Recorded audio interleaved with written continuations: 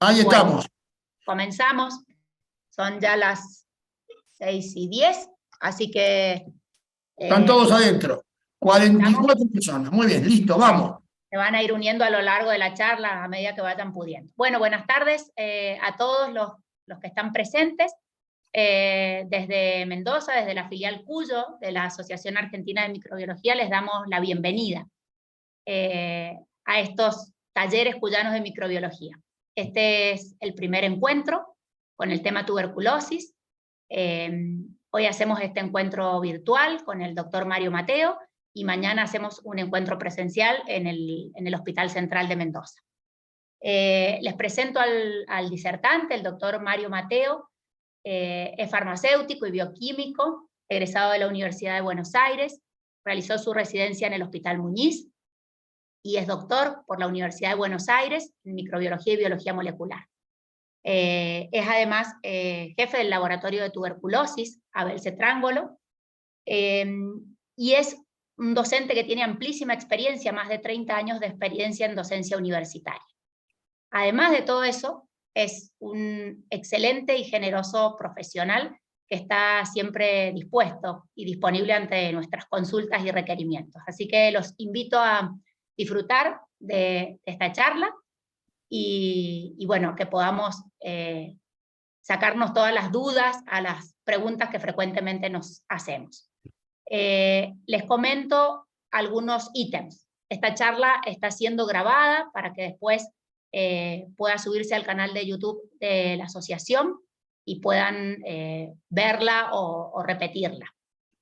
Por otro lado, el doctor primero nos va a dar su charla, va a exponer, va a presentar algunos casos clínicos y al final vamos a poder hacer preguntas. Les pido que las preguntas las hagamos al final, no desde ahora, en el chat, y Adriana Secotaro va a ir tomando nota de estas preguntas y se las va a realizar al doctor para que vaya pudiendo responderlas. Bueno, bienvenidos a todos, bienvenido doctor Mario Mateo. Bueno, hola, ¿cómo andan? ¿Qué tal? Bueno, volvemos de vuelta con la filial Cuyo de la Asociación Argentina de Microbiología. Buenas tardes a todos. Siempre me llaman, quieren que les dé una mano, que hable de los temas estos que tanto importan. El año pasado ya me deben conocer porque estuve en las jornadas del año pasado.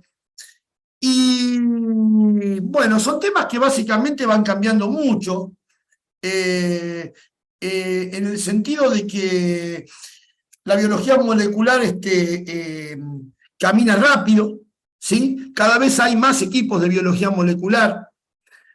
Y bueno, la idea un poco es, o lo que habíamos pensado, porque a ver, hoy por ahí, ya hablar de las técnicas, hablar de los métodos.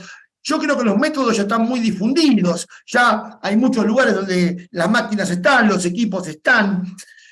Entonces creo que hoy por hoy, más que eso, lo que conviene hacer es hablar un poco del uso cotidiano y diario de los equipos, ¿sí?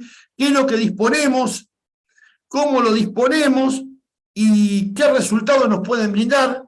Y sobre todo a mí me gusta mucho hablar, una vez que ya todos estamos trabajando con los equipos, es ver cuáles son los problemas o las consultas permanentes que podemos tener.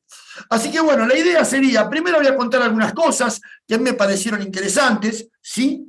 Algunos que ya me han escuchado en alguna otra charla ya las habrán visto, pero bueno, siempre le agregamos algo más, ¿sí? ¿Está? Con las cosas que son los problemas cotidianos de hoy en día y donde tenemos que resolver. Así que bueno, esa era la idea de la charla de hoy. Voy a hablar un rato, después de eso vamos a hacer una cosa, que es que todos ustedes puedan hacer preguntas. Yo una vez que termine de hacer la disertación voy a bajar la pantalla, vamos a ver si podemos charlar un rato. Y cada uno pueda exponer sus experiencias, que eso es lo más importante. Yo estimo que la mayor parte o casi toda la gente que está acá trabaja en tuberculosis o tuvo alguna experiencia. Entonces, tratar de charlar, de conversar, de ver cuáles son las dificultades de cada uno y de cómo se pueden arreglar. Bien, bueno, entonces arrancamos. A ver. Ahí va. Bueno, primero que nada empezamos a repasar un poquito cosas que ya dijimos en las jornadas del año pasado, pero que hoy por hoy son las cosas que están en boga. Bien, lo primero que tenemos que decir hoy es cuáles son nuestros objetivos. Entonces, cuando decimos cuáles son nuestros objetivos, lo primero que me gusta decir a mí es qué recomendaciones da la Organización Mundial de la Salud, o en el caso nuestro que estamos en América, la Organización Panamericana de la Salud, en relación con el diagnóstico de tuberculosis.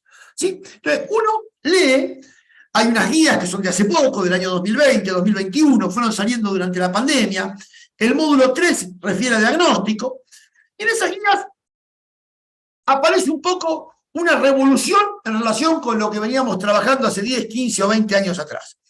¿Qué es lo que dicen las guías de la OMS?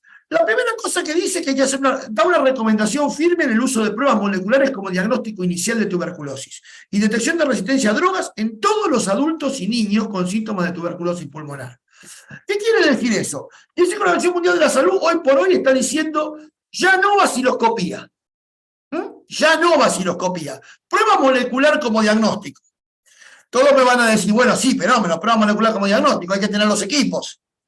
Y hay que tener plata para comprar los insumos, cartuchos, etcétera. Fenómeno.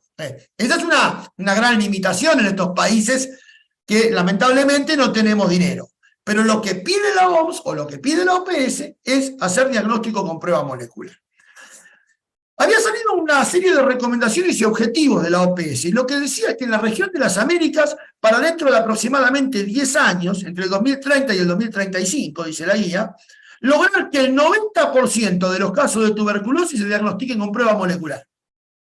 Hoy por hoy, lo que dice ese mismo artículo es que lo que se diagnostica con biología molecular es el 25% de los casos. Estamos hablando de América, ¿eh? Y quieren pasar en 10 años del 25 al 90. ¿Se puede? Se puede. Ahora, para eso hay que poner plata, tanto en equipamiento, como en infraestructura, como en insumos. Bien. Lo segundo que dice la OMS es que también se puede usar pruebas moleculares, se deben usar pruebas moleculares con recomendación firme para líquidos cefalorraquídeos, para el diagnóstico de meningitis, tanto en adultos como en niños. Y lo tercero que dice es que ya recomienda, ya no es una recomendación firme esta, pero empieza a recomendar también el uso de pruebas moleculares como diagnóstico inicial en todo tipo de muestras extrapulmonares. Fíjense, aspirados ganglionares, líquidos pleurales, orinas y otros, o sea, para decirlo en castellano, todo. ¿Sí? Entonces, básicamente, ¿cómo se resume esto? Todo por biología molecular. El diagnóstico, obviamente, la vaciloscopía debiera quedar reservada para hacer los controles de tratamiento. Bien. Bueno, entonces, visto esto, fenómeno, todo muy bien, OPS. ¿Qué métodos tenemos? ¿Qué disponemos nosotros en nuestros laboratorios? ¿Qué hay hoy en la Argentina? Bien. ¿Qué hay en la Argentina? Bien, ¿qué hay? Lo primero que hubo en la Argentina y que estuvo aprobado fueron los diagnósticos por pruebas con sondas en líneas. Eso se aprobó aproximadamente a partir del año 2008. ¿Sí? ¿Cómo era esto? Esto ya lo habíamos explicado en las jornadas anteriores. Se hacía una PCR, después el producto de PCR se hibridizaba contra una tira, una línea en sonda, y en base a eso se podía hacer el diagnóstico y también se podía detectar resistencia a rifampicina y isoniazida. Esto hay una serie de kits, el más común es el Genotype MTBDR+, ¿sí? Kine. Entonces, ok, esto es bueno, sí es bueno, por supuesto que es bueno, pero ¿qué pasa? Para lo que disponemos hoy, esto termina siendo un poco complicado. ¿Por qué? Porque acá para hacer esto tenemos que tener un laboratorio de biología molecular complejo, porque hay que hacer PCRs, hay que después utilizar los productos de PCR para hacer una hibridación, eso nos genera contaminación con amplicones en el laboratorio, o sea, muy lindo, pero complejo para lo que nosotros queremos. Y hoy por hoy, el mundo tiende a lo que llamamos los POC. ¿Qué son los POC? Los Point of Care. O sea, los test que se pueden hacer en lugares sencillos o en guardias. Esto, obviamente, no se puede hacer en una guardia. Bien. ¿Qué otra cosa tenemos en Argentina o disponemos hoy? Esto sí es un POC. El test de ALERT, que es el test de Abbott, ¿sí? Que detecta antígenos en orina. Básicamente lo que detecta es el lipoarabinomanano. Bien. Esto es una inmunocromatografía lateral. Es como el test de embarazo o como el test que usábamos para el diagnóstico de antígeno de COVID, lo mismo, es una inmunocromatografía clásica que se hace con 60 microlitros de orina y que da un resultado en 25 minutos. ¿Sí? Esto es muy práctico, esto sí es un point of care, esto lo podemos hacer en una guardia perfectamente, ¿sí? Y funciona bien. A ver, ¿qué problema tenemos? El problema que tenemos es que sirve para determinar tuberculosis diseminada, por eso se hace en orina. Bien, y sobre todo tiene buena sensibilidad en pacientes HIV positivos. Y la sensibilidad aumenta cuando el número de CD4 baja. Nosotros, por ejemplo, en el Hospital Muñiz, donde tenemos muchos HIV positivos, y sobre todo HIV positivos que no toman las drogas y tienen bajo número de CD4, esto debiera funcionar bien. En el hospital lo tenemos pedido, ¿sí? Todavía no nos ha llegado. Lamentablemente no tenemos experiencia con esto, pero sí sé que esto en la Argentina está. Por ejemplo, el otro día hablaba con profesionales colegas de la provincia de Córdoba y ellos lo usan. Y la experiencia que tienen, según me contaban ellos a mí, es muy buena. Bien, entonces, tuberculosis activa en adultos y niños, esto es para HIV, fácil de realizar, ideal para implementar en puntos de atención, no requiere equipamiento adicional, resultado en 25 minutos y el problema es la sensibilidad, la especificidad es muy buena, falsos positivos prácticamente no tiene, pero la sensibilidad es solamente buena en pacientes HIV con CD4 bajos, ¿sí? Igual, yo tengo la idea de que esto en algún momento se va a mejorar y va a aparecer un equipo mejor, pero por ahora en la Argentina tenemos esto. Y después, lo último que tenemos, obviamente, que lo que más todos conocemos y disponemos, es el diagnóstico mediante la PCR en tiempo real. ¿Sí? Y acá están los dos grandes símbolos del diagnóstico por PCR en tiempo real. El GenePERT, que es de la compañía Rojem, ¿sí? Que se ve en la izquierda de la imagen y que muchos de ustedes lo deben disponer, y el BD-MAX MDR-TV de Becton Dickinson, que es el que se ve en la parte derecha de la pantalla. ¿Sí? Bien.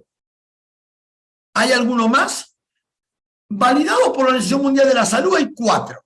Está el GenePERT, el BD-MAX, el M2000, que es de la compañía Abbott, y hay otro que es de Roche, que en la Argentina no está. El M2000 de Abbott está entrando también, sería el tercero que está entrando. La otra vez me decían que creo, si mal no recuerdo, me lo decía una colega de La Pampa, que estaban poniendo a punto el diagnóstico molecular con el M2000 de Abbott. Así que bueno, esos serían los equipos que disponemos. Obviamente, este diagnóstico, que es el más, digamos, sencillo de hacer, es el que más entró.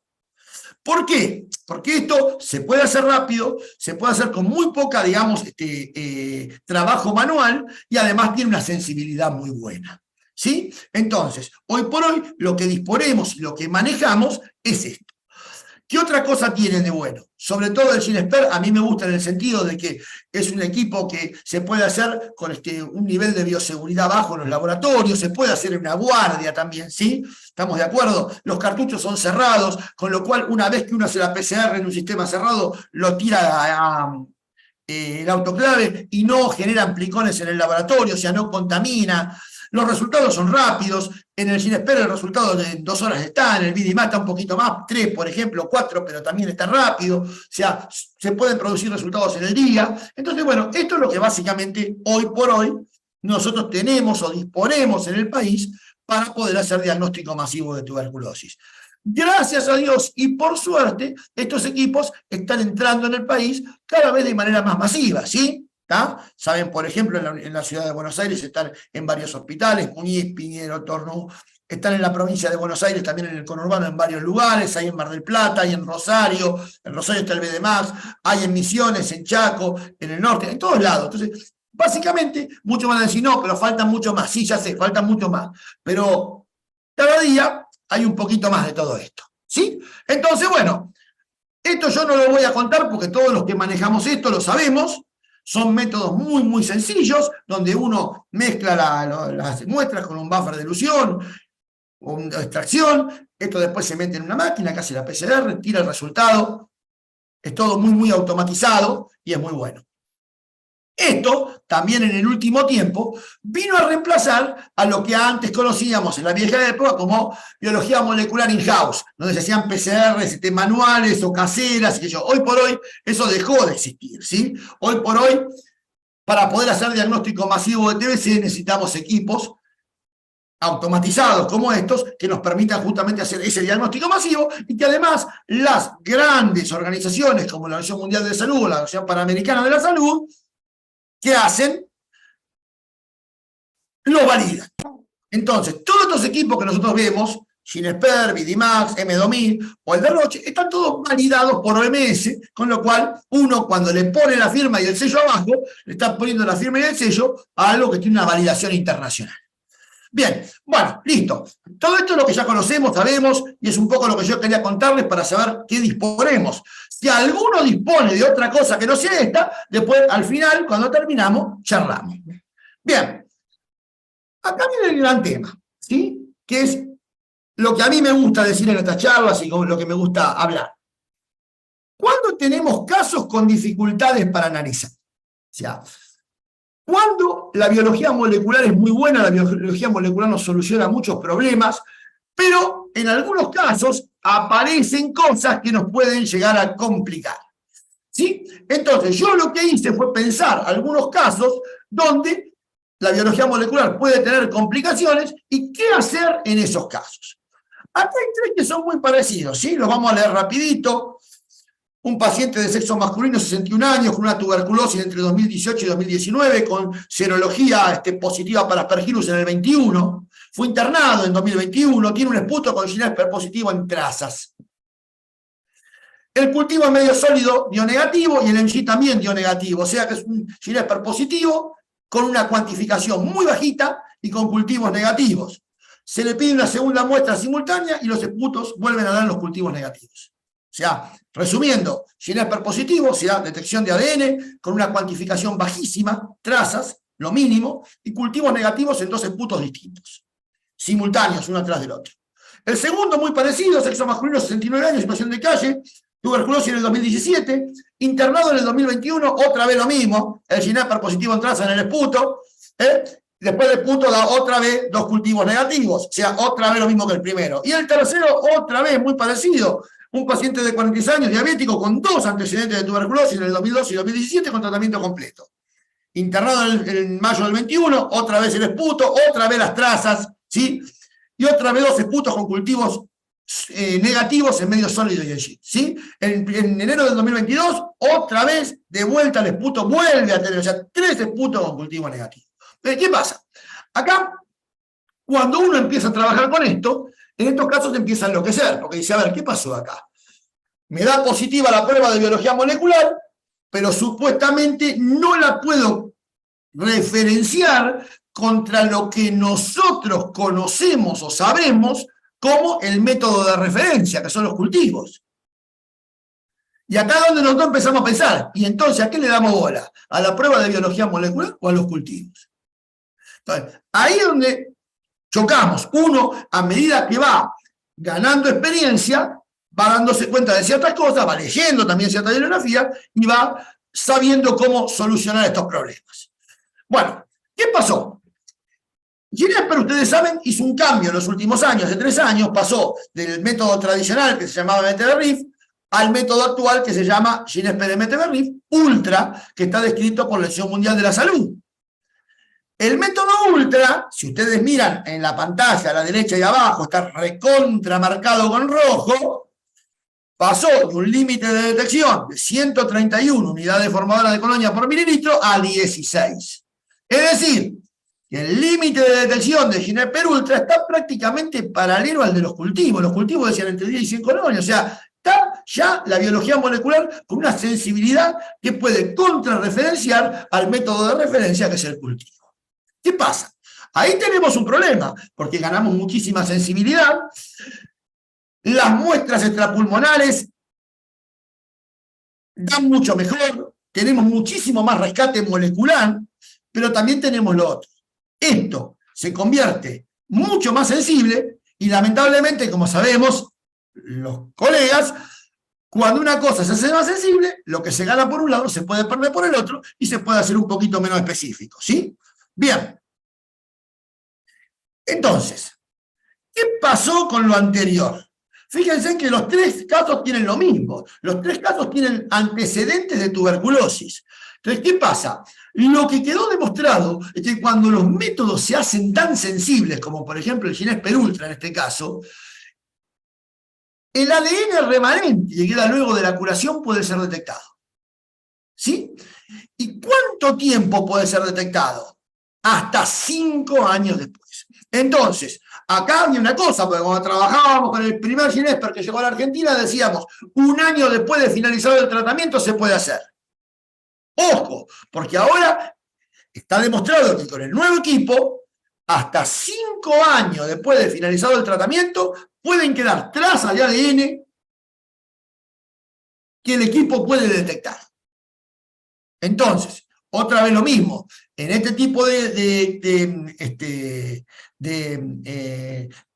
casos y con este tipo de pacientes hay que ser muy cuidadoso con los pacientes que han tenido tratamientos previos, porque ahí nos podemos comer un recontra falso positivo, como ocurre en estos 3 casos, ¿sí? Otra vez lo mismo, hay que acordarse que los métodos de biología molecular, y yo esto siempre lo digo, lo repito y lo recontra repito, los métodos de biología molecular no detectan viabilidad y por lo tanto no detectan tuberculosis activa. Entonces, vos podés tener ADN de tuberculosis y no tener bacterias viables, que es lo que pasó en estos 3 casos, donde aparecía el ADN de la tuberculosis previa que había quedado ahí, y los cultivos daban después negativo. Yo leí un trabajo, no sé si era de Ucrania o de Rusia, no quiero mentir de qué lugar era, que decía que habían encontrado un caso como este en una tuberculosis 8 años anteriores. Así que encontraron ADN en trazas 8 años después. Entonces, con este tipo de pacientes hay que tener mucho cuidado. Y saber interpretar los resultados. Ojo, saber interpretar y saber ayudar al médico. Bien. Bueno, ¿cómo evaluar las muestras que dan Ginésper Ultra positivos semicuantificado en trazas? Bueno, yo tengo la experiencia en el laboratorio, el 50% de las muestras pulmonares y extrapulmonares que tenían un Ginésper Ultra trazas tuvieron cultivos negativos en medio sólido y en Gine. La mitad. Después de esto, lo podemos charlar todo junto al final. Lo charlamos todos y vemos cómo da. Yo tengo la mitad. Yo creo que todos más o menos deben andar en eso. Otra cosa importante. Las muestras que dan resultados positivos de Ginésper Ultra semicuantificado en trazas no permiten determinar la sensibilidad a rifampicina, dan indeterminadas todas. ¿Por qué? Porque cuando dan en trazas, lo único que amplifica es la secuencia de inserción.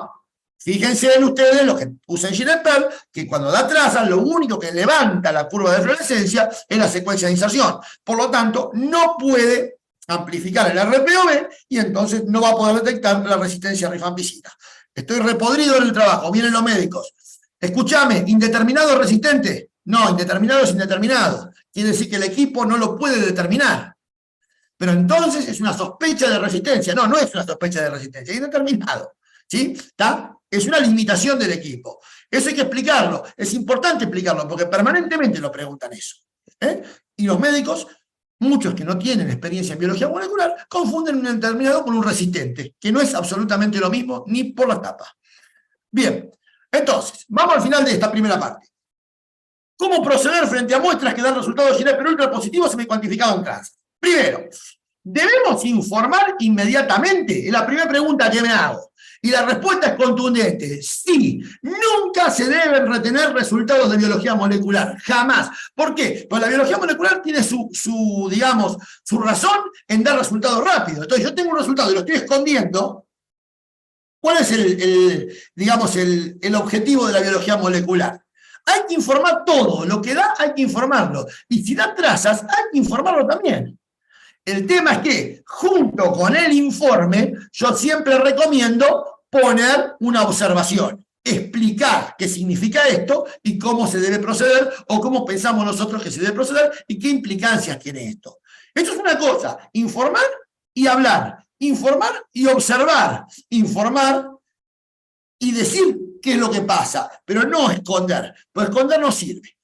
Bueno, ¿qué datos del paciente debemos buscar? Bueno, obviamente ya lo contestamos recién. Fundamental, averiguar si el paciente tuvo tratamientos previos. Eso es clave. En los casos de tratamientos previos, el método puede dar falso positivo hasta 5 años después de finalizado el tratamiento. Entonces, clave, trazas, lo primero que hay que hacer, buscar por todos los medios, hablar con los médicos, ir a la historia clínica, ver si el paciente tuvo un tratamiento previo o no. Pues, fundamental. Eso es clave para definir el valor de nuestro resultado. Un paciente con tratamiento previo, traza, cuidado absoluto. Si no tuvo tratamiento, hablamos de otra manera. Y otra vez lo mismo que dijimos antes, los métodos de biología molecular no detectan viabilidad. Entonces, obviamente, si vos tenés un paciente que abandonó el tratamiento y querés saber si está activo de nuevo, y tenés que hacer cultivo, viejo. No podés hacerlo con este método. Te va a dar positivo y te va a confundir del todo. También es otra cosa importante esta, ¿sí? Enseñar a los médicos. Porque yo quiero un Gineper, pero no te va a servir, te va a dar positivo. Pero yo quiero un Gineper, te va a dar positivo. Bueno, vamos a hacerlo, te dio positivo, y ahora qué haces. Entonces, bien, entonces, enseñar, es importante, porque esto es nuevo, a nosotros nos parece que es una cosa que vino hace 20.000 años, pero son los últimos, en algunos casos, 3, 5, 8, 10 años que está esto, no más de eso. Bueno, ahora viene la otra pregunta jodida.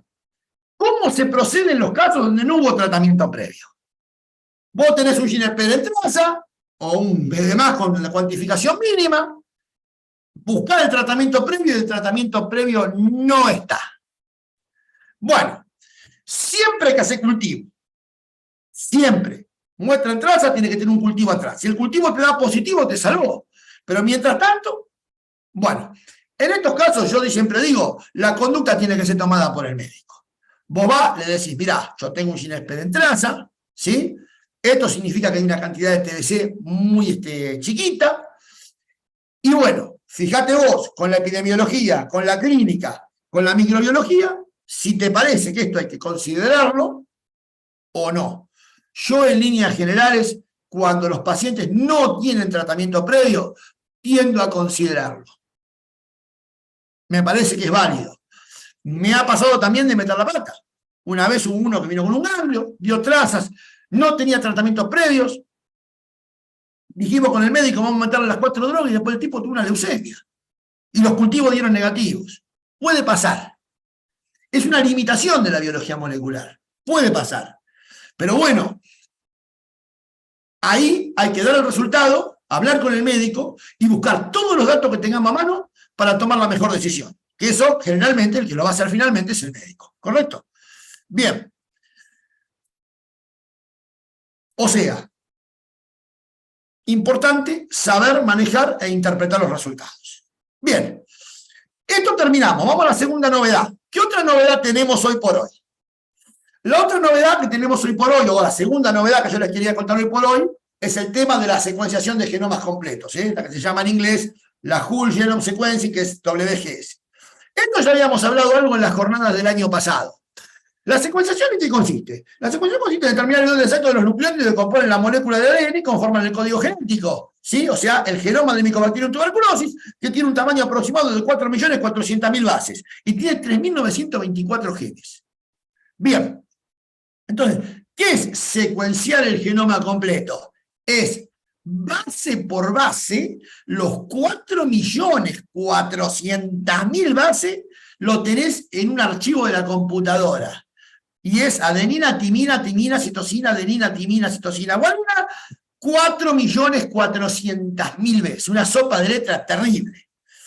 ¿Está? Entonces, a ver, ¿nosotros podemos hacer esto en el hospital? Ahora nos vamos a dar cuenta en la próxima que no. Pero sí lo puede hacer un centro de referencia. ¿Por qué? Acá está el genoma de TBC, con todos los marcos de lectura abierta, qué sé yo. ¿Cómo hacemos una secuenciación de genoma completo? Requerimos un equipo secuenciador de última generación. Obviamente en los hospitales esto no va a haber. Esto secuencia de forma masiva el ADN, simultánea, con poco tiempo y con menor costo. Ahora, ¿qué pasa? Vamos a suponer que yo me compro un equipo secuenciador.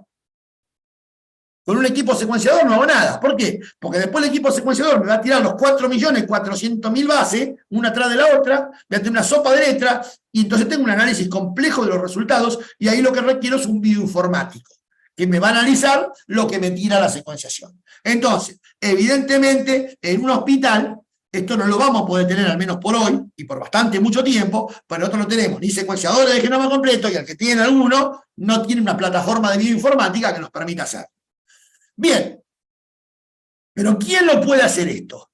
Esto lo puede hacer los centros de referencia. ¿Y qué pasó en la Argentina? El Instituto Malbrán lo empezó a hacer.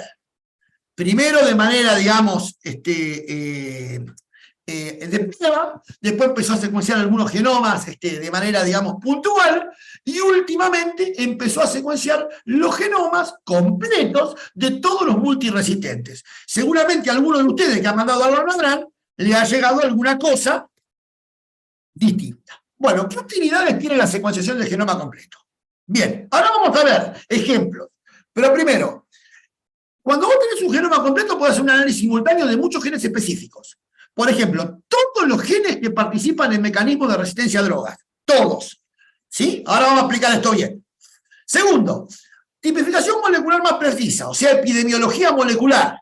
Describir brotes intrahospitalarios, diferenciar entre recaídas y reinfecciones, de eso también vamos a hablar bien. Caracterización de cepas endémicas de una región geográfica. Podemos hacer estudios de evolución genética y de vigilancia epidemiológica, por ejemplo, si aparece alguna cepa especial en algún lugar con una resistencia específica. Todo esto se puede hacer con la secuenciación del genoma completo. Igual, dejemos esto, vamos a los ejemplos. Miren esto. Esto me cayó a mí un día del Malbrán. ¿Sí? Me cae esto, punto más, primera vez.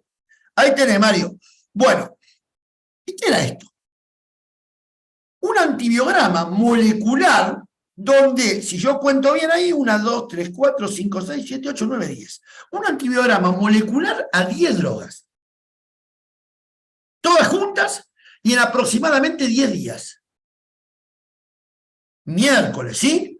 Bueno, donde te dice que algunas son resistentes y otras son sensibles, de acuerdo a las mutaciones que se encuentran en el genoma completo. La pregunta que me van a decir enseguida, y bueno, ¿y cómo demonios saben? Bueno, hay un libro, una guía de teléfono, que dice cuáles son las mutaciones que confieren resistencia a cada droga, y el bioinformático que trabaja en secuenciación busca eso a través de programas y tira la sensibilidad. Un antibiograma a 10 drogas en 10 días. Inimaginado hace mucho tiempo atrás. Miren resistente a multiresistente, más metionamida, lo demás sensible. Bien, ahí dice al costado, una mutación no detectada no descarta la resistencia. ¿Por qué? Porque tenemos una base de datos de las mutaciones que producen resistencia, pero si llega a haber alguna otra, eso hay que probarlo siempre fenotípicamente. El tema es que esa base de datos se está cambiando todos los días. Bien, miren otro parecido. Miren esto, ¿no? En 10 días, resistente a rifa, a isoniazida, a piracinamida, a los aminoglucósidos, a la quinolona y a la tionamida. O sea, prácticamente un perfil de resistencia, una cepa pre-XDR es esta, ¿no es cierto? Un perfil de resistencia enorme, en poco tiempo y con las mutaciones que ocurren en cada uno de los genes y que confieren resistencia a las drogas.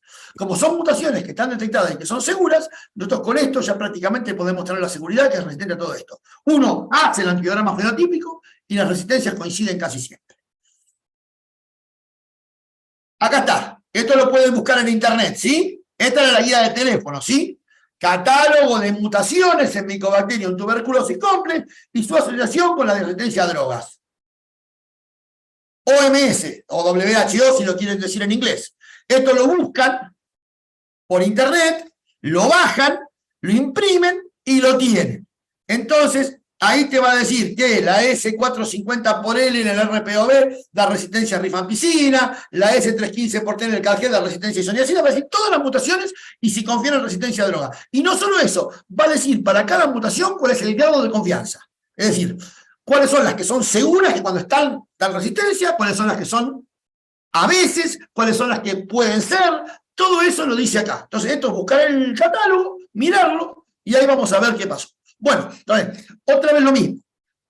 Yo hace unos años atrás, cuando hablaba de este tema, yo decía, bueno, secuenciación, sí, dentro de unos años, tal vez, qué sé yo. Bueno, ahora ya no es tal vez, porque ahora está bien, nosotros no hacemos secuenciación, pero la hace el Malbrán y estos informes nos pueden llegar a nosotros. De hecho, más de uno habrá mandado alguna cepa en los últimos tiempos, los últimos 6 meses, el último año, y le habrá llegado un informe como ese. Entonces, bueno, está bueno saber qué es lo que hacen, ¿sí?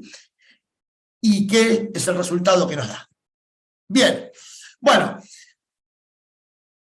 ¿Cuáles son los tipos de mutaciones que pueden ocurrir? ¿Sí? Esto es importante. Siempre la pongo porque es interesante. Bien. Una mutación silenciosa es una mutación que se produce en el genoma y no afecta al fenotipo. O sea, que no altera la expresión microbiológica de la bacteria. Cuando hay mutaciones silenciosas, los métodos moleculares dan falsos resistentes. ¿Por qué? Porque son mutaciones que se producen en el genoma, pero no afectan el fenotipo. ¿Qué hizo Ginespert? Ginespert en la versión ultra puso una tecnología para que no las detecte. Como son mutaciones que no alteran el fenotipo, entonces la versión ultra de Ginespert puso una tecnología que las evita. Cuando hay una mutación silenciosa, el Ginespert ultra te pone sensible. Chau, las eliminó. La pregunta es, ¿el BD-Max las evita? Y me parece que no. El BD-Max es una debilidad que tiene. No las evita. Yo he visto en el BD-Max que hay mutaciones silenciosas donde salió como resistente y después, cuando vino la secuenciación, era una mutación silenciosa y había un falso resistente. Entonces, por eso, siempre que haya resultados del Ginespert o resultados del BD-Max o de lo que sea, siempre hay que hacer el antibiograma y mandarlo al centro de referencia porque nos podemos encontrar con una sorpresa. El segundo punto, las mutaciones controvertidas. Ahora miren esta. Los cambios se producen en el genoma y sí afectan el fenotipo. Pero métodos fenotípicos muchas veces no pueden detectarlos. O sea, yo tengo una mutación que el BD-Max o el Ginespert me la detecta, pero cuando le hago un antibiograma por ENGIT o por lo que sea, me da sensible. Eso es lo que se llama discordancia fenogenotípica, ¿sí? ¿Estamos de acuerdo? Bien, siempre que pase eso, hay que jerarquizar el resultado molecular. Y la secuenciación es la que va a resolver el problema. De hecho, si ustedes miran las guías de la OMS, están, digamos, y el catálogo ese que les di antes, están, digamos, jerarquizadas cuáles son las mutaciones controvertidas, ¿sí?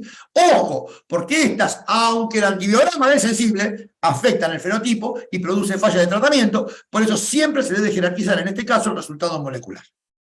Bien, y por último tenemos la más fácil de todas, que son las efectivas, que son las mutaciones que se producen en el genoma, que son la gran mayoría, y que se traducen en cambios fenotípicos fácilmente detectables. Y acá hay una detección concordante de resistencia por todos los métodos. Estas son las que nos gustan a todos, porque son las que no nos hacen doler la cabeza. Da resistente en el BD-Max, da resistente en el Ginespert, da resistente en el ENGIT, da resistente en el antibiograma, da resistente en la secuenciación y da resistente en todos lados. Y entonces uno se queda tranquilo que es resistente. Entonces, estas son la gran mayoría de las mutaciones que hay, ¿sí? ¿Está? Y son las que nos gustan a todos porque son las que no nos traen problemas. Pero de las otras también hay. De las otras también hay, ¿sí? Y cuando hay de las otras, por eso yo siempre digo, BD-Max resistente, Ginespert resistente, mandarlo al MADRAC, hacer antibiograma, fíjate, a ver qué pasa. Muy bien. Bueno. Hasta acá con el tema de la secuenciación y la parte de mutación. Yo quería contarle un poco también con la secuenciación algunas partes de biología molecular, ¿sí? De epidemiología molecular. Miren esto. Esto tiene que ver también con secuenciación, hoy por hoy, ¿sí? Otro caso distinto a lo que vimos antes, ¿sí? ¿Está? Pero interesante para ver. Bien, miren este. Miren cómo lo resolvió la epidemiología molecular y cómo lo resolvió la secuenciación de genoma completo. Una paciente de 35 años de edad, positiva para VIH, entra a la guardia con febrícula, fuerte cefalea de 5 días de evolución y vómitos. Hace 3 años que tenía una tuberculosis ganglionar resistente a la rifampicina. Tanto por PCR en tiempo real, o sea, un Ginespert resistente a rifampicina, como por método fenotípico, o sea, el ENGIT confirmó la resistencia y el Laboratorio de Referencia Nacional, el MADRAC, confirmó la resistencia. Es una tuberculosis resistente a rifampicina contundente, digamos, corroborada por todos lados. Hace tratamiento 5 meses y se abandona. Listo. Vuelve la paciente ahora, punción lumbar en la guardia, un líquido, digamos, transparente, claro, correcto, bueno. Se realiza una PCR en tiempo real, un Ginespert Ultra, otra vez lo mismo. Mycobacterium tuberculosis detectado bajo y la resistencia a rifampicina no detectada. Le hacemos los cultivos por el JIT y otra vez lo mismo, el antibiograma nos da no detectado, o sea que nos chequea al Ginespert. ¿Qué fue lo primero que pensé yo? Dije, bueno, 3 años después se agarró una tuberculosis nueva. La cepa de ahora es distinta a la cepa anterior, que es lo que pensé yo y lo que pensaríamos todos los que estamos acá adentro escuchando, o la gran mayoría. Entonces, la pregunta, ¿es el mismo aislamiento de hace 3 años atrás o es una reinfección? A ver, uno le cuesta pensar que sea el mismo, porque a ver, nosotros estamos acostumbrados de toda la vida a que los aislamientos sensibles se hacen resistentes, no a que los aislamientos resistentes se hacen sensibles. Bueno, veamos qué pasó. Bueno, epidemiología molecular. Esto no lo vamos a tener ahora, pero son diferentes técnicas, después ustedes la pueden mirar o ver. La de RPCR, una PCR con elementos repetitivos doble, bueno, es una técnica de epidemiología molecular por bandeo, los bandeos de las dos cepas de exactas. El MIRU, que se usaba antes de la secuenciación completa del genoma, para ver el análisis de las unidades repetitivas intergénicas dispersas, se veían las repeticiones que había en el genoma, en cada uno de unos cuantos locus, que son exactamente iguales, y hoy por hoy esto se está dejando de lado para pasar directamente a la C, que es la secuenciación completa de ambos genomas. ¿Qué pasó con todo?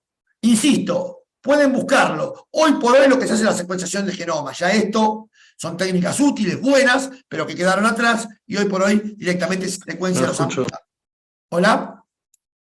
Sí, hola, hola. ¿Hola? Estamos bien, doctor. ¿Vamos bien? Bueno, hoy por hoy lo que se hace es secuenciar completamente ambos genomas. ¿Qué pasó? Perfiles idénticos. Una homología 99,99. En todo. En los bandeos, en la MIRU y en la secuenciación de genoma. Perfecto, es la misma. Y ahora entonces viene la pregunta. Si es la misma y la epidemiología molecular es contundente, porque no se equivoca, la sensibilidad que tiene para detectar cepas idénticas es enorme, entonces, como yo les digo, 99,99, entonces, ¿cómo interpretamos los resultados de rifampicina? Una cosa, una cepa que era resistente se hizo sensible. Bueno. A ver, que no quieran dar esto ahora. Ahí va. Bueno, y entonces, esto, si quieren leer la bibliografía, busquen, porque es un tema que está de moda, con el tema de la secuenciación del genoma completo, que es una heteroresistencia. Es la consistencia de poblaciones sensibles y resistentes a una droga en un mismo individuo. A ver, en realidad, esto no sería un caso de heteroresistencia como tal, porque, a ver, heteroresistencia dice que es la coexistencia. Acá no había coexistencia, acá tuvo una primera y otra después. En algún momento tuvo que haber coexistencia, porque una se seleccionó de la otra. Nosotros no la pudimos demostrar. ¿Por qué se puede producir? Por una infección mixta, es lo que menos ocurre, pero sí por esto. Poblaciones sensibles y resistentes que tienen un mismo genotipo y están clonalmente relacionadas, que es lo que sucedió en este caso. ¿Cómo podemos explicar lo que sucedió? Bueno, esto ocurre generalmente en pacientes que tienen tratamientos irregulares y mal realizados y múltiples abandonos. Entonces, ¿qué pasa? Se van seleccionando distintas poblaciones. Nosotros acá lo que pensamos es que se seleccionó una población sensible a rifampicina que quedó latente y generó una recaída 3 años después del primer episodio. Una posible teoría. Ahora, ¿es la realidad? No lo sabemos. Miren esto, vamos de nuevo. Seguimos con lo mismo. Miren este. Un paciente de pésima conducta, ¿sí? ¿Está? De 32 años, sexo masculino, adicto a drogas, conducta pésima, serología positiva para HIV, le diagnostican una tuberculosis ganglionar en el hospital de Florencio Varela en 2019 y se desconoce el antigrama.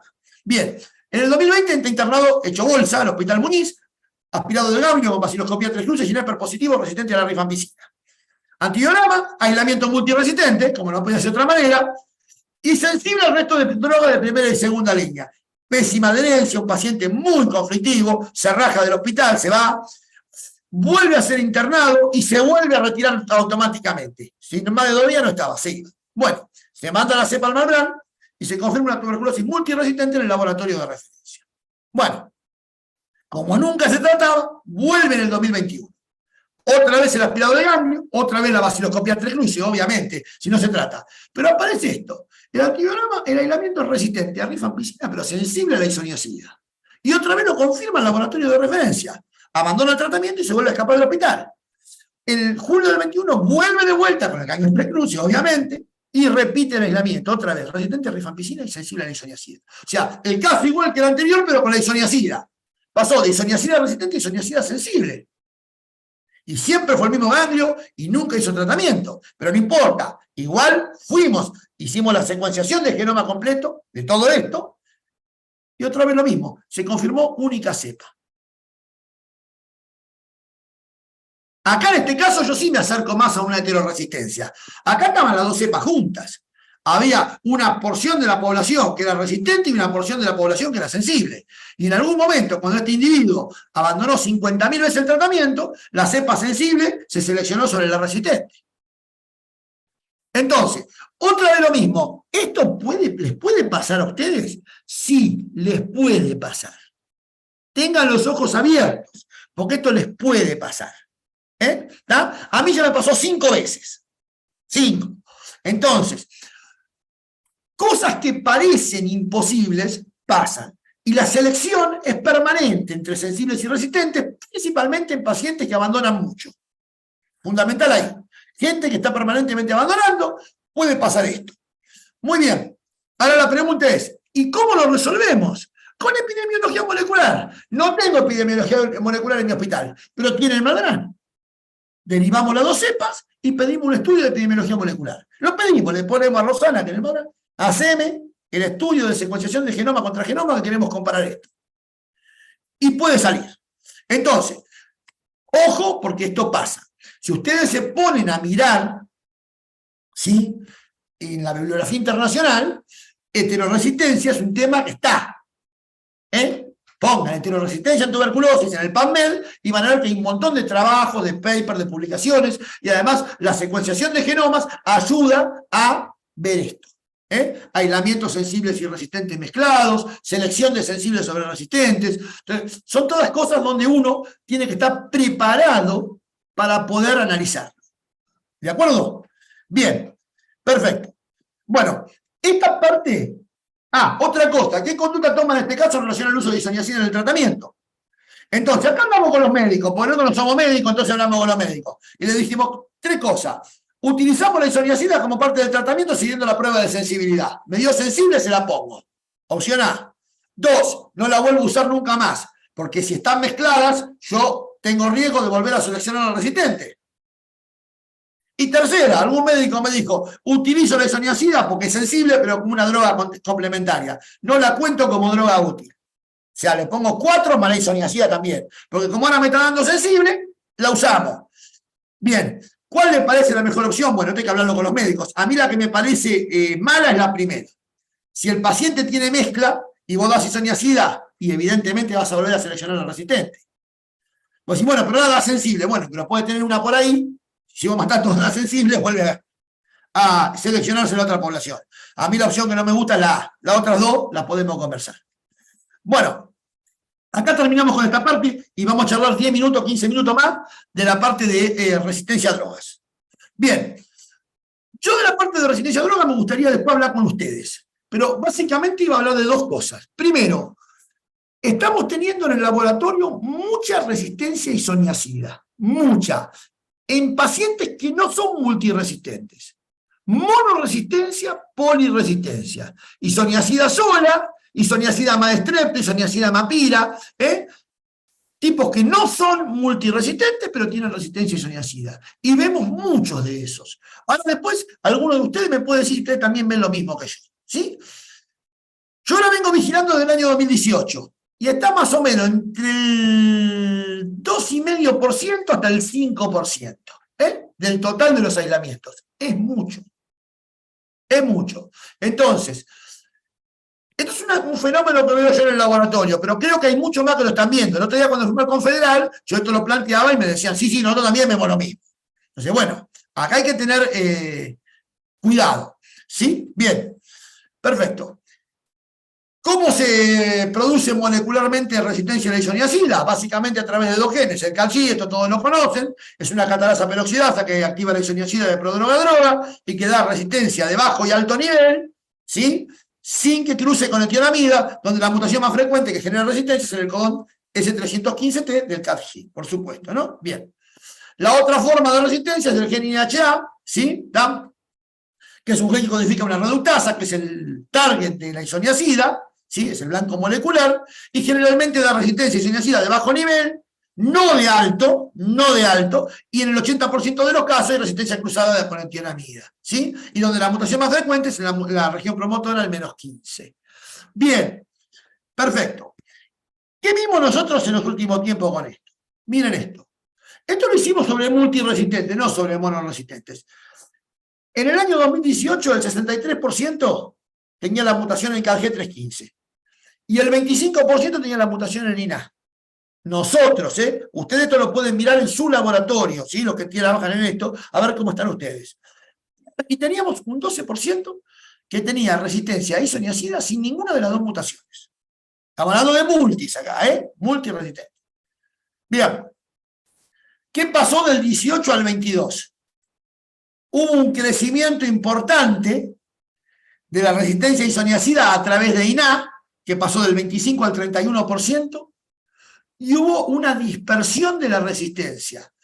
En 2018 había 12% de multiresistentes donde la resistencia a isoniazida no la podíamos explicar con esto. Ahora pasó al 19%. ¿Qué quiere decir esto? Que hay una dispersión de la resistencia, que está habiendo resistencia a isoniazida por otras mutaciones distintas a estas dos. Y si nosotros miramos el catálogo que habíamos visto antes, vamos a ver que hay un montón de mutaciones descritas, ¿sí? ¿Tá? Que hacen que pueda haber dispersión en cuanto a la resistencia. Bien, volvemos al Ginesper y al BDMAX. El Ginesper para isoniazida no es un método amigable, de ninguna manera. ¿Por qué? Porque la isoniazida la tienen metida en un segundo cartucho, que se llama Ginesper XDR, que está hecho para los multiresistentes. O sea, si vos haces un Ginesper y te da sensible a la rifa, no seguís. Y la isoniazida la perdiste. Chau. Vas a decir, bueno, pero yo puedo hacer el segundo cartucho. Bueno, pero necesitas un software distinto. Con el Ginesper que tenemos nosotros en el laboratorio no lo podemos hacer. Hay que usar un Ginesper distinto que se llama Ginesper de 10 colores. O sea, de 10 bandas, de 10 canales de fluorescencia, para hablar técnicamente. Entonces, no es un método bueno para ISO el Ginesper. No es amigable. Hace un rato le pegábamos al BDMAX, ahora le pegamos al Ginesper. Para isoniazida no es amigable. ¿Está? Se gasta mucha plata, hay que hacerlo solamente cuando da la rifa resistente. Y bueno, y si te da la rifa sensible, ¿qué pasó? Nada. Tenés que esperar el antigrama. No te ayuda, no te ayuda. Para isoniazida claramente no te ayuda. Bien, perfecto. El BDMAX, que antes le habíamos dado, lo habíamos castigado con alguna otra cosa, acá sí. Este es un método amigable. ¿Por qué es un método amigable para la isoniazida? Porque la tiene en la prueba inicial. ¿Está? BDMAX detecta resistencia a ISO y rifa de entrada, a las dos. Entonces, y lo mismo pasa para el M2000 de Abbott y para el de Roche. Los tres son iguales. Detectan las dos drogas en la prueba inicial. Entonces, ahí sí. Primero, ¿qué ventajas tenés? Ventaja 1, detectar la resistencia isoniazida en la prueba inicial, con lo cual podés agarrar a todos aquellos aislamientos que son resistentes a isoniazida y sensible a rifa. Punto 1. Después, punto 2. También tenés la ventaja de que cuando tenés resistencia a rifampicina, hay un 10 o 15% de los casos que son sensibles a isoniazida. Y acá lo podés ver de entrada.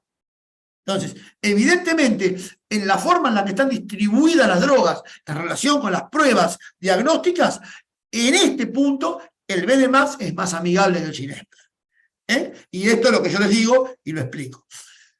¿Qué sensibilidad y especificidad tienen estos equipos? Buenísima, ¿sí? Comparable a el del Ginesper. Sin embargo, fíjense en una cosa, cuando detectamos resistencia a isoniazida, la sensibilidad se cae al 86%. O sea, tendría que estar arriba del 90%. ¿Por qué tan abajo? Por esto. El área gris. Los equipos están preparados para detectar las mutaciones más frecuentes. La dispersión de resistencias, es decir, el área gris, donde hay resistencia sin ninguna de las dos mutaciones más frecuentes, es lo que hace que se caiga la sensibilidad acá. Igual, de todos modos, convengamos, son equipos que dan resultados en 3-4 horas. Un 86% de sensibilidad para detectar resistencia ISO en 4 horas es súper valorable. ¿Estamos de acuerdo? Así que bueno, de todos modos, obviamente, siempre esto termina después con métodos fenotípicos y con laboratorio de referencia. Bueno, ¿qué relevancia tiene hacer pruebas de isoniazida? ¿Cuántos aislamientos monoresistentes de isoniazida evolucionan a multiresistentes? Según la bibliografía internacional, entre el 8 y el 15% de los aislamientos monoresistentes terminan en TBMR. Mucho. Sin embargo, en nuestro laboratorio no llegan al 2%. ¿Cómo lo podemos explicar? Básicamente dos cosas. Una puede ser porque hayan derivado pacientes multiresistentes de otros hospitales donde no se pudo documentar los casos y la resistencia previa. A lo mejor el tipo fue resistente y isoniazida solo en otro hospital, cuando vino al Muñiz y era multi. A ver, pero yo, que voy a defender el laboratorio, te voy a decir esto. Nosotros hacemos prueba de sensibilidad universal a la isoniazida y avisamos el resultado antes del comienzo de la segunda fase de tratamiento. Y para mí, el secreto es ese. ¿Está? El secreto es ese, que nosotros detectamos la resistencia y hacemos el cambio de droga. Entonces, cuando el paciente entra en la segunda fase, la rifa nunca queda sola, porque ya para esa altura nosotros ya le cambiamos el tratamiento. Ahora, ¿qué nos dice esto?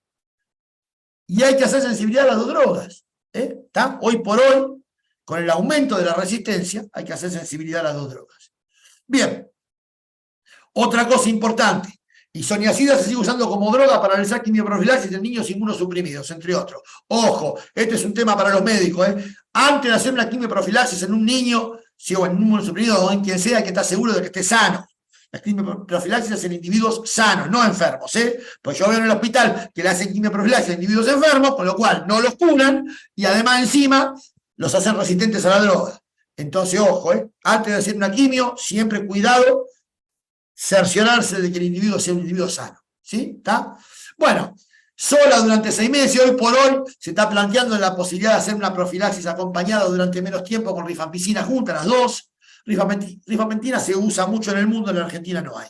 Bueno, y otra cosa, de acuerdo a la prevalencia de la resistencia ya mencionada, o sea, ya dijimos que isoniazida hay un 2, 3, 4% de resistencia, de monoresistencia.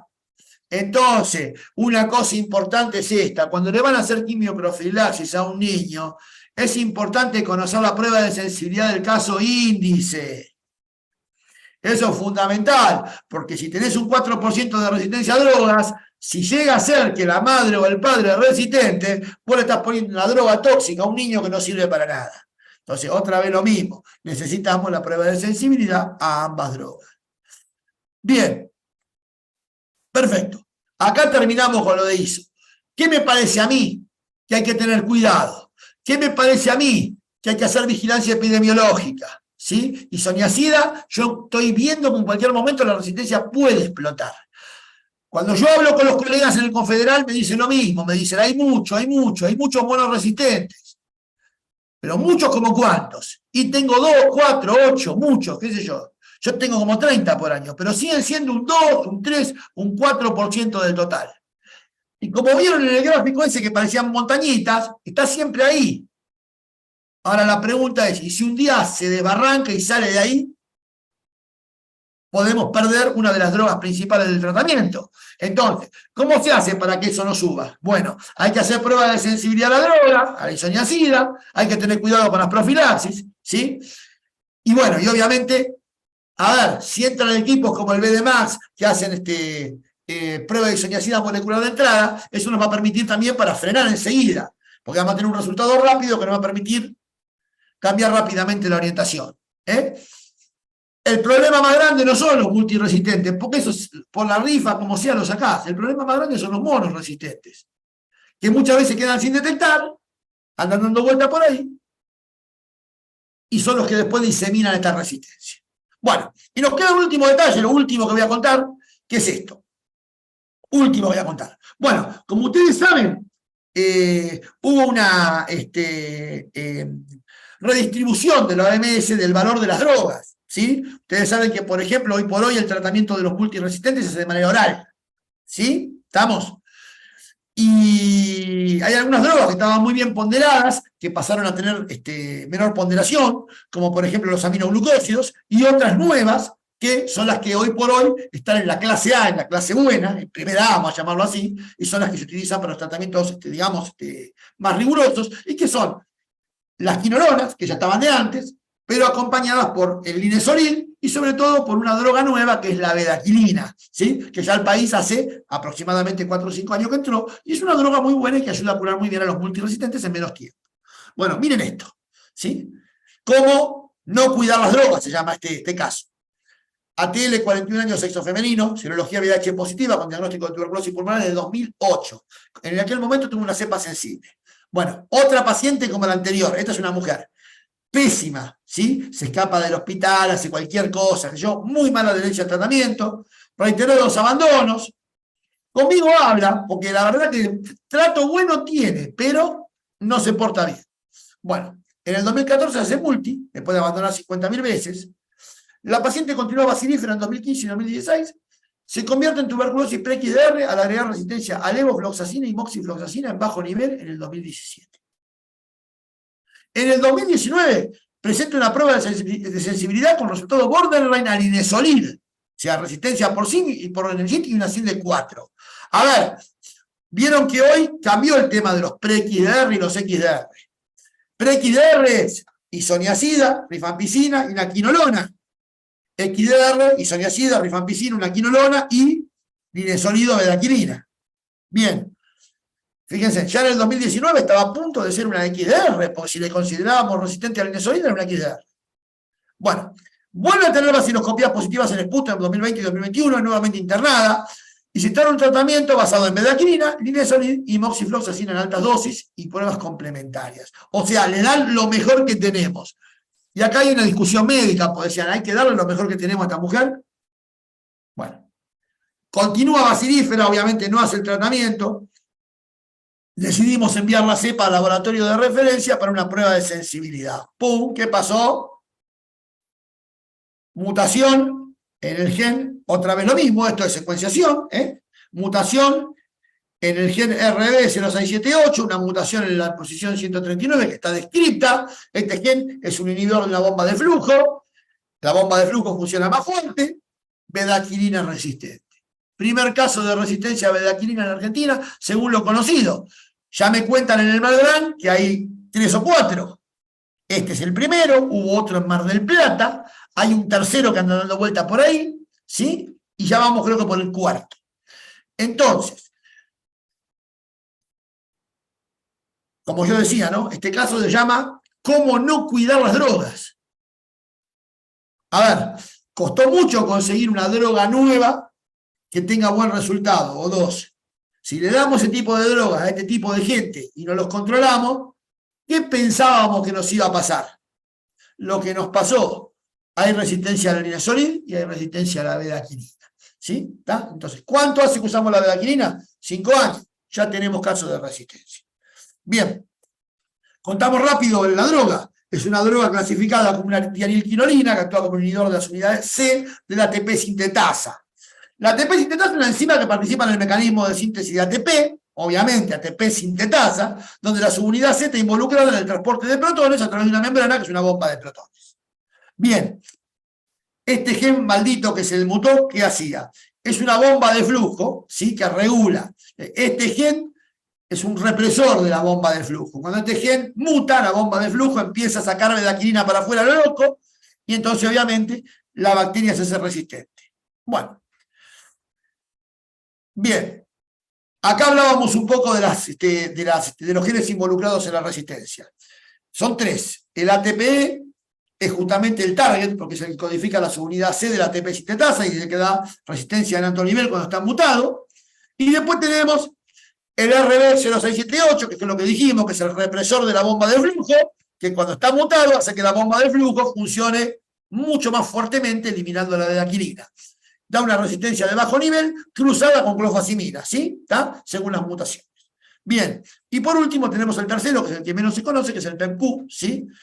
Que también actúa a través de la bomba de flujo, por lo tanto también tiene resistencia cruzada con clofazimina y también tiene una resistencia de bajo nivel. Según vimos nosotros, acá el que tuvimos, la mutación en este caso, fue con el RB0678. Bueno, esto también prepárense a verlo, porque cuando manden cepa resistente al Malbrán, un día les puede llegar este bombazo de vuelta. Estos son verdaderos bombazos, porque significan que las drogas últimas también están teniendo resistencia. Esta es otra de las novedades que tuvimos en el último año, que aún las drogas más nuevas están teniendo resistencia, ¿sí? Me van a preguntar, ¿yo puedo hacer algo en el laboratorio? Nosotros hoy por hoy no tenemos bedaquilina polvo como para poder hacer antibiogramas en el laboratorio, así que esto todo lo maneja el laboratorio de referencia, pero bueno, cuando tenemos este tipo de paciente y mandamos, estamos abiertos a que nos pueda caer un resultado de este tipo. Bien, bueno, básicamente lo que quise hacer fue contarles un poco las novedades, ¿sí?